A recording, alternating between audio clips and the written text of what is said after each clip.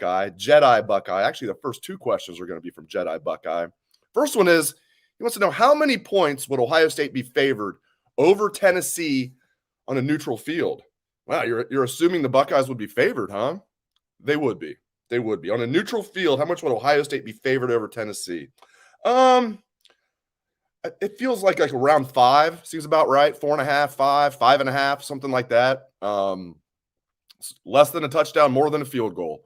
If on the neutral field, Ohio State would be favored over Tennessee, but man, Tennessee, their offense is legit. I don't think their defense would be able to hold up against Ohio State. I think Ohio State's the more complete team. Maybe I'm underselling Ohio State a little bit. So right around there, I think Ohio State would be favored by about 5 points, something around there over Tennessee on a neutral field, and maybe we'll see it in the college football playoffs, huh? How about that win over Alabama? What a fun game too. Fun game. The second and final question from Jedi Buckeye. Does Jaxon Smith-Njigba see the field this week against Iowa, which is one of the headlines of today's show? I can only put so much in the headline. It's limited to 100 characters. Could have put about 30 things in there for the headline today for today's show.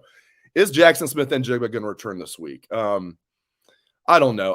It sounds like he might be medically cleared and could possibly play. I say hold him out till Penn State, even if he is medically cleared, because the last thing you want to have happen is him re-injure that hamstring. And now there's talk maybe he had both hamstrings. He's actually he didn't necessarily re-injure the other one, that he injured the other one against Toledo. So he might be dealing with two pulled hamstrings. They're pretty hush-hush about injuries over there. So I don't know, to answer the question. I do not know. We're going to talk to Ryan Day tomorrow. Maybe he'll give us a definitive answer. He usually doesn't like talking about injuries, but he's backed off of that a little bit this year. I don't know. I'm guessing they'll say they're hoping to have him back, but it's not final. We'll see how he practices. I say hold him out till Penn State. Give him that extra week. Whenever he's medically cleared, I'd give him an extra week or maybe 2 weeks on top of that, especially the way Penn State looks. We'll get to that later too. All right. Couple questions here from Chip Munn. Could Luke Lachey transfer from Iowa to Ohio State? He could, but I don't think he will. I think that obviously he grew up wanting to play for the Buckeyes, where his father was a star. His father's still the color broadcaster on the radio team with Paul Keels. Paul Keels, the great play-by-play man. Jim Lachey does a great job as the color analyst. So obviously Luke wanted to be a Buckeye. They basically picked Joe Royer over Luke Lachey. I tend to think Luke's going to stay at Iowa. He's the backup tight end right now and getting a lot of playing time. You think Ohio State runs a lot of 12 personnel? Iowa, that's like their base, basically, is 12 personnel. And the starter is Sam Laporta, and he's going to go to the NFL after this year, I'd have to think. He's really good. And Iowa, we can make fun of their offense all day, and believe me, I do. But what's the one – well, two positions, offensive line and tight end. They produce excellent tight ends. I mean, we're talking NFL first-round picks like Noah Fant and Hawkinson and just on and on. They do a great job of producing tight ends. So I tend to think Luke Lachey is happy there. Probably not happy with the state of the offense overall, but he'll be the starter there next year. So now maybe if Kate Stover goes pro and Luke thinks he can come to Ohio State and they reach out, and maybe it's a possibility, but I don't think it'll happen. All right, other one from Chip Munn. Chip had a lot of questions. I'm going to get to one more of his as well. 2 more, including this one. But Chip had about 7 questions. All right. Who are the top 4 teams in college football right now, in my opinion? Okay, I'm going to go Ohio State, Georgia, Tennessee, Michigan. So basically chalk with what the new AP poll is. And I have Clemson and Alabama knocking on the door. Don't write Alabama off yet. I mean, obviously, we all know if Alabama runs the table from here and they're sitting there at 12-1, SEC champs, and their one loss is a 3-point game at Tennessee on a last-second field goal, 12-1, Alabama's in the playoff for sure. And I know I'm not breaking news there. All of you know that. But so don't write them off yet. But if they get a second loss, forget about it. Then Bama's done. But if they run the table from here, they'll get in. But so don't write off Bama. But my top 4 right now, Ohio State, Georgia, Tennessee, Michigan. In that order. All right. Question from Tony B. How much of the defense is Jim Knowles holding back? I think a decent amount. I think he's certainly holding some things back, and you better believe Ryan Day's holding some things back, especially for Michigan offensively. So I do think I don't know. I can't really quantify it, but like I'm sure he's holding like a decent amount back. Another thing about this defense, they were ranked 7th in total defense last week, and they had the bye week, and now they're ranked 5th in the country in total defense. And they play this terrible Iowa offense this year, or this week. They'll probably move up even more. Ryan Day said he wanted a top 10 defense, and then Jim Knowles said that's great. My goal is top 5.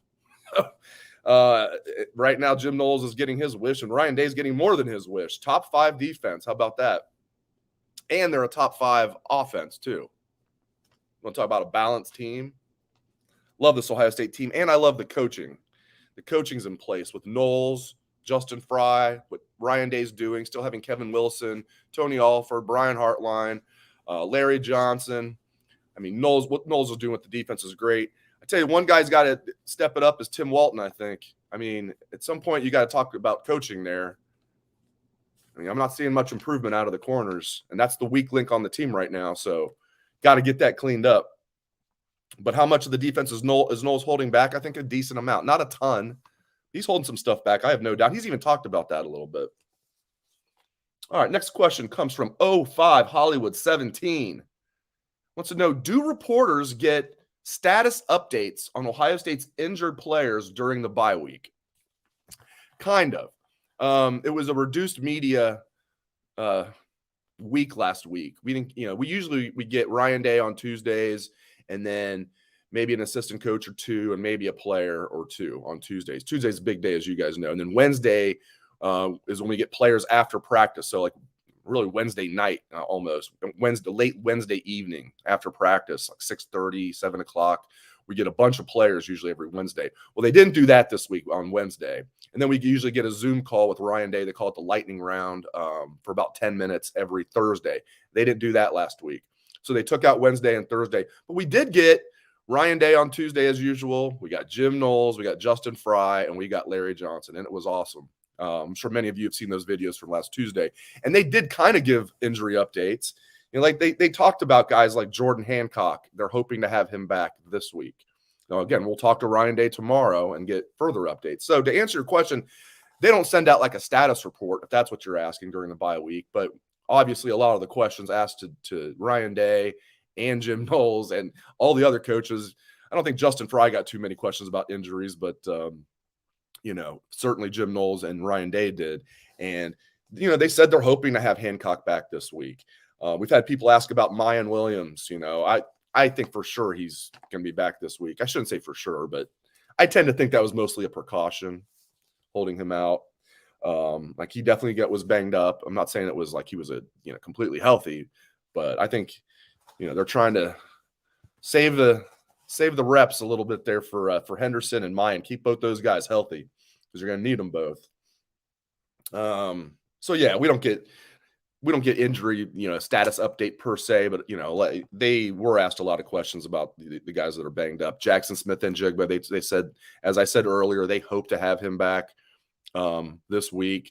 They said they hope to have him back for the Michigan State game too. So sounds like they're playing it cautious with him finally. I don't know why they rushed him back for Toledo, but I got to let that go because they're not perfect. I love that coaching staff, but no one's perfect. Okay, Chip, another question from Chip Munn. My thoughts on Ohio State being favored by 29.5 over Iowa. Seems about right. I wouldn't be surprised if Ohio State covers that spread. They've been really good against the spread other than the first 2 weeks. They didn't cover the first 2 weeks. Since then, they're 3-0-1 against the spread. The push being Rutgers. Favored by 39, won by 39. So, yeah, 29.5. Now, Iowa's got, a pretty good defense, but I mean, they've got a tough defense. They don't have like a fast defense. It's going to be hard for them to keep up with the speed for Ohio State. Now this Ohio State team can run the ball at you. So it's pick your poison the way this O-line's playing, the way Justin Fry has his guys up there playing on that O-line. So, yeah, I'll have to think about a final score, but Ohio State winning this game by 30, 35 sounds about right to me. If I had to pick right now, I would say I'd take Ohio State to cover. It is a lot of points, but how many points is Iowa going to score in this game? Like, is Ohio State, are they going to score at all? I mean, I'm serious. when they played South Dakota State, which is a good FCS team. I don't think I've ever seen this before in a football game. Iowa scored 7 points in their opener against an FCS team this year, a good FCS team. South Dakota State's a good FCS team, but still an FCS team. And Iowa scored 7 points. You're like, wow, all they could muster was a touchdown against an FCS team? No, they got 7 points by a field goal and 2 safeties. A field goal and 2 safeties is how they got 7 points. I don't think has that even ever happened in football before? I don't know. It might be the only time that's ever happened in football where you get 7 points and it's by 2 safeties and a field goal. So Iowa is they're horrific offensively, horrific. So I won't be surprised if Ohio State shuts them out. Maybe that's my score prediction, 35-0. You know. Okay, this one is cut from M. Stevers. M. Stevers wants to know, was Michigan dominating Penn State a surprise to me? Yes. Yes, it was. I foolishly picked Penn State to win the game. I knew early on that was a bad pick. I mean, the game's 16-14 Michigan at halftime, and Michigan was dominating, and they're only winning by 2 because of 2, I don't know if they're lucky plays, but 2 big plays. Clifford had like a 60-yard run that led to a touchdown. They couldn't do anything offensively before. Clifford had a long run. And then they had that pass. Really, McCarthy, that was a bad pass by McCarthy. That wasn't luck. McCarthy doesn't look that good to me. That's the one thing. Michigan looks way better than I thought in every other phase, but I'm not impressed with McCarthy. Everything's dink and dunk. His interception was a terrible decision, and it wasn't like Penn State made a great play. They said Penn State, like initially they thought they tipped the ball. No, McCarthy hit the guy in the helmet. It was hilarious. He hit the guy in the helmet for Penn State. The guy was, jumping up, but he didn't even need to. I don't know if he had left the ground yet. He was starting to go up. It just hit him right in the helmet, and then bounced into Mustafer's helmet. And then the Penn State guy picked it up and took it back to the house for a pick 6. So they had 2 plays to keep him in the game, and Michigan's dominating. And then Michigan just destructed them in the second half. I tell you, Michigan's better than I thought they were, but they have no downfield passing game. But they have dudes on this team. I mean, Blake Corum is a dude. Their offensive line's playing very well. I do think right tackle is a liability. Even when Trente Jones was in there, he's hurt now. I thought he was a little bit of a liability at right tackle, but the other 4 offensive linemen are really good and are basically all returning starters. Their center was a transfer from Virginia who was a finalist for the Remington Award last year. So even though they lost their starting center from last year, they bring in a guy who's better than the guy they lost from last year. And the only other starter they lost, Stuber, was like a 7th-round pick, I think, by the Patriots. It wasn't like they lost that much off their offensive line, and they were a good O-line last year. So Michigan, really good offensive line, really, really good running back in Blake Corum. They do have good receivers like Ronnie Bell. I think Wilson, number 14, Roman Wilson, he's good. He's been really good this year. He's fast. So they've got some good wide receivers, but they have no downfield passing game. I mean, they had the one pass to Ronnie Bell McCarthy had on the rollout. Everything else was dink and dunk. Of course, when you're running the ball for like 3 million yards, you don't really need to throw. But I'm not just talking about the Penn State game. I'm talking about overall. McCarthy has not shown he can throw the ball downfield.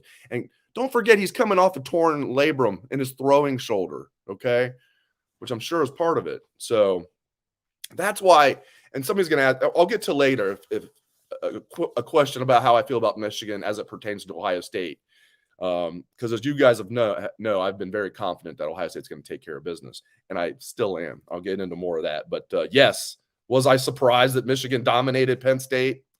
Yeah, because I foolishly picked Penn State to win. I want to throw up saying that. That was a horrible prediction on my part. It's probably like me just wanting Penn State to win. All right, I like this one. This is another headline of the show today. What position group has impressed me the most as far as based on preseason expectations to how they're producing now? Biggest pleasant surprise position group on the team compared to preseason expectations. And this comes from Fox R 2001. Fox R 2001. Clearly middle linebacker to me. And if we just want to say linebacker period, that's fine, because I think Steel Chambers is playing well too. But I never saw this coming from Tommy Eichenberg.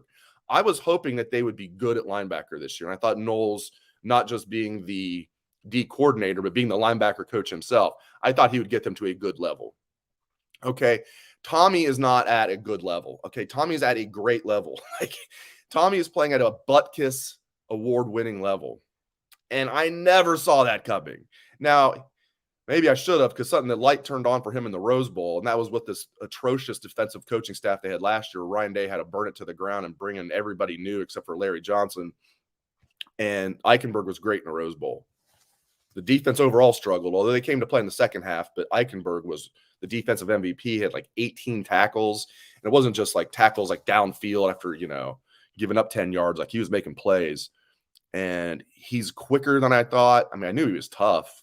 He's quicker than I thought. He's got such good anticipation, and he's taken this Knowles defense, and he's the captain of that defense. He's the quarterback of that defense, and biggest pleasant surprise on the entire team. I mean, there's others you could point to, Mayan Williams. Well, I did predict Mayan Williams was going to get double-digit touchdowns this year, and some of you laughed at me about that. Mayan Williams has been, to me, Mayan Williams has not been that big of a surprise, though. Like, I've always loved him. Tommy, to me, is the biggest surprise. Never saw that coming. I said during the offseason when I'd be on radio shows that asked me like about the linebackers, I'd said, well, I think they can be solid, but I don't see any star power there, is what I said. Man, I'm just coming clean today. I said I don't see any star power in the linebacking core, but I think they can be solid and good. Tommy is a star. He's an absolute star, and I'm here for it. So that's what has impressed me the most. The biggest pleasant surprise as far as a position group, certainly Tommy Eichenberg at middle linebacker. All right, another question from Fox R 2001. He's got a few more here. Do I see cornerback play improving? I mean, there's nowhere to go but up, right? And I think J.K. Johnson needs to play more. He's been good when he's in there. It seems like he's a little frustrated that, all of a sudden he was playing well and then he's not playing much now. They've got to figure out what's going on with Denzel Burke. And again, this is on Tim Walton, okay? He's got to figure this out. And as I've talked about on the show, I think one of the reasons we've seen regression from Denzel from his true freshman to a sophomore year is last year they basically played mostly zone. Now they're man press, and he doesn't seem very comfortable. As Knowles says, you got to get that first punch in. You got to get that punch in at the line of scrimmage, and it seems like Burke is struggling with that big time. He's getting that punch at the line of scrimmage, and then obviously finding the ball. He's completely lost. So those two things, those go hand in hand. Like if you get the good punch at the line of scrimmage, you throw the receiver off the route, the timing's not there, then you got a better chance of, getting a chance to turn around and find the ball because the offense might be in disarray. The quarterback, when you throw the timing off, that's when interceptions can happen. So do I see it improving? Yes, but I'm not like extremely confident. But I do think it's going to improve because there's nowhere to go but up. I'm curious how much it'll improve. I think Cam Brown has been good when healthy. Again, I think J.K. Johnson needs to play more, and hopefully they get Jordan Hancock back. That'll help it improve because we were even hearing if Denzel Burke was even better than he was last year, that Jordan Hancock was still going to give him a run for his money if Hancock was healthy. So if they can get Hancock back, that'll help. So, yeah, I do see it improving. We'll see how much, though, because right now it's the weakest link on the team. No question asked. All right. This is from JVM1341. JVM1341 wants to know, does the rise of Tennessee give us concerns about Cornell Tate possibly flipping from the Buckeyes to the Vols? I still think he's going to stay with Ohio State. I mean, who develops wide receivers better than Ohio State? What offense is now? I mean, that dude from Tennessee had a night, didn't he? Had an afternoon, but still, I mean, Ohio State, Brian Hartline, I still think they're going to keep Cornell Tate. That being said, that didn't help, did it? Like, the environment there was great. Tennessee's offense put on a show, and he's from Tennessee, so it's like, but I still think the Buckeyes are going to land him, though. I mean, he's committed. I think he's going to stick with that commitment. I really do. Something to keep an eye on. He was there at the game, but he's coming to Ohio State this week for his official visit, and I bet they lock it down if it's not already locked down.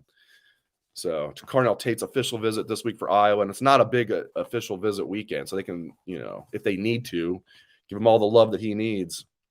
Or they can do what Wisconsin does and forget a recruit's even there and not talk to him. No, don't do that. I don't know if you guys read that story. Wisconsin, it wasn't Paul Christ, his recruiting department was in such disarray. He had like 2 people running it. They had a recruit show up who wanted to go to Wisconsin. He's now at Michigan, a linebacker, a true freshman linebacker, who's actually getting playing time for Michigan this year. Showed up for a visit to Wisconsin, and they forgot he was there and didn't even talk to him. Unbelievable.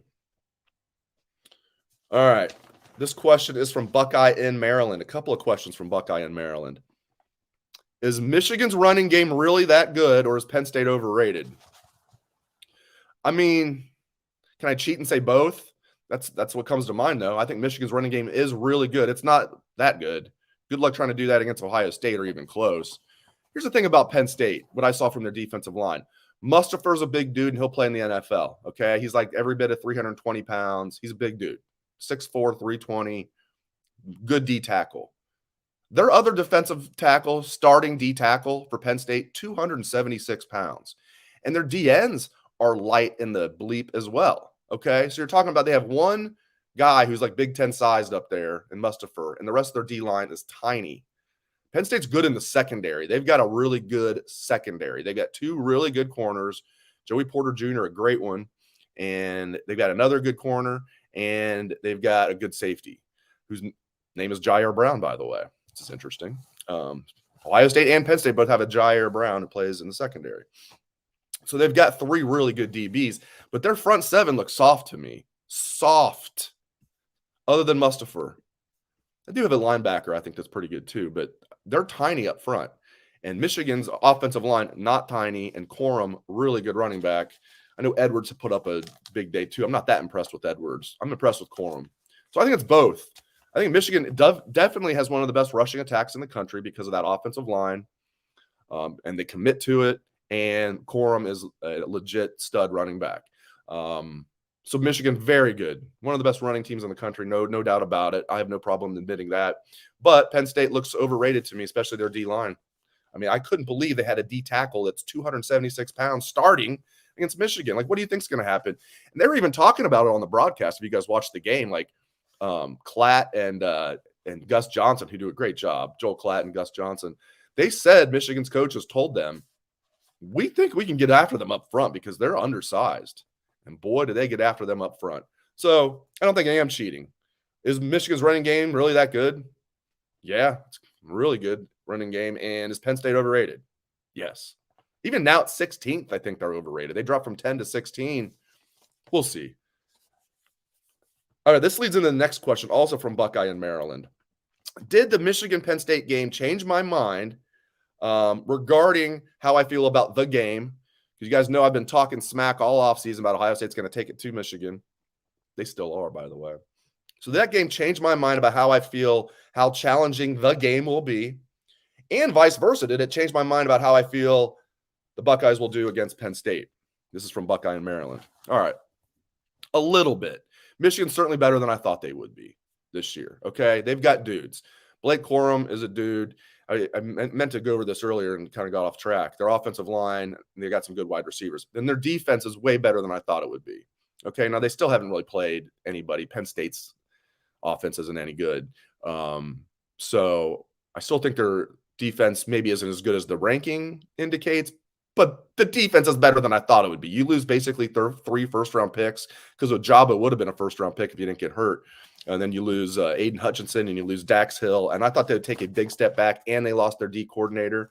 But they've got dudes. They've got Mike Morris as a defensive end who literally looks like Chase Young out there, the way he looks with the dreads. I'm not saying he's as good as Chase Young, but he's really good. So they got Mike Morris as a edge rusher, easier for me to say, edge rusher, or a rush edger, who looks fantastic. Mozzie Smith at D tackle, he looks fantastic. Those 2 are future NFL players. They've got other guys too that I like on that team. DJ Turner's a good corner. So, and their first-year defensive coordinator looks pretty good. Rick Minter's son, former UC head coach's son, Minter. So it's changed my mind a little bit. I still think Ohio State's going to be fine because first of all, first time Michigan's come to the Horseshoe in 4 years. I mean, this is going to be crazy atmosphere, the revenge factor. But just looking at the rosters, I'm still confident Ohio State's going to take it to them. But it might not be the blowout that I thought it would be. I still think Ohio State's going to win comfortably, though, in the game. Did it change the way I feel about Penn State?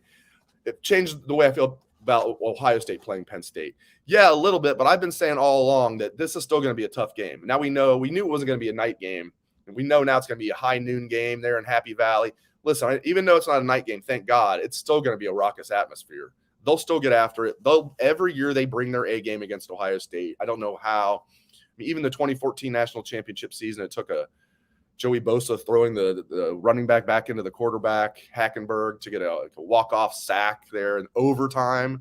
I mean, it seems like it's a rock fight with them every time Ohio State plays them, especially in Happy Valley. So even though Penn State's not that good, maybe they'll move to Drew Aller now as their quarterback. That could do nothing but help. Clifford's just he just doesn't have it. So listen, I think Ohio State's going to win that game by double digits, but I don't think it's going to be a blowout. So that game changed my mind a little bit on both ends, but not that much. Not that much as far as the Michigan's domination of Penn State, because regardless of how good Penn State is or how great Ohio State is, that game in Happy Valley is going to be tight. Maybe not this year. Maybe not. I think the last time Ohio State took it to Penn State in Happy Valley was in 2012. That Jake Stoneburner long touchdown. Urban's first year. Urban against Bill O'Brien in 2012. I think Ohio State pretty much blew them out then, but every other game in Happy Valley since then has been relatively close. I guess 2020 without fans there, Ohio State won that game by 13. That's been, if you want to, no fans there, though. The last time that they had fans there where Ohio State blew them out was 2012. Hey, maybe they'll blow them out this year. We'll see. All right, last one. This is from Security Sales 1. Security Sales 1. He says, bids are corners becoming somewhat irrelevant in today's game. It seems like wide receivers are uncoverable. Well, Security Sales 1, I wouldn't say corners are becoming irrelevant. I know you said somewhat irrelevant. I hear what you're saying. It seems like, my gosh, the offense in college football is crazy. It's fun. No, they're not becoming irrelevant. No. Absolutely not. They're not becoming irrelevant. I do understand your point. Wide receivers, it just seems like they're just, on a different level this year, and quarterback plays really good too. So, but no, they're not. No, I know that Tennessee-Alabama game is fresh in our minds, but no, corners are certainly not irrelevant. They're very, very, very, very, very important, as Ohio State has learned this year themselves, and hopefully they get that cleaned up before that burns Ohio State. So thank you very much for joining me on the show. I appreciate all the questions from Bucknuts subscribers. Thank you to the live audience for tuning in. Thank you to the podcast audience for tuning in. Appreciate you guys very much. Can't thank you enough. I know you have a lot of choices in the Buckeye football podcast universe. I think a new one's popping up every day. So really appreciate you guys making the Bucknuts Morning 5 part of your morning, Monday through Friday. So thanks to all of you. Really appreciate it. Hope everyone has a great day.